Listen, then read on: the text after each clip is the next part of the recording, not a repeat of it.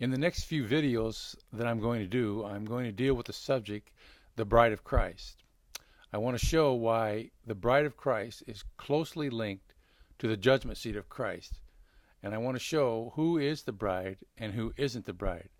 These are things that I've studied on my own over the past few years and have come to some conclusions that may be not very popular with some, especially with I'd say most of the church today.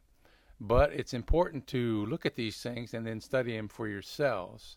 There are several key passages to look at, some from the New Testament, some from the Old Testament, some from the Gospels. But all of them show us the principles concerning the bride of Christ and who will be the bride. The main passages are found in Romans chapter 7, verse 4, 2 Corinthians chapter 11, verse 2, and then we can get some things from the letters to the seven churches where the Lord specifically tells the churches some things concerning the bride. Even though the word bride isn't used, he is talking concerning the bride. That's in Revelations chapter 3, verse 4, and Revelations chapter 3, verse 18. We can also come to some conclusions by looking at Revelations chapter 19, verse 8. Then we can go back into the Gospels and look at Matthew chapter 25, verses 9 to 10 specifically, which deals with the 10 virgins. And then from there we can go into the Old Testament and get a couple of types that illustrate why the bride of Christ is who she is. So I want to let this be known up front in this video so that we can begin to look at these verses and you can study them on your own as we go step by step. The first verse I want to look at today is in Romans chapter 7. And this is Paul speaking to the church, to the Romans.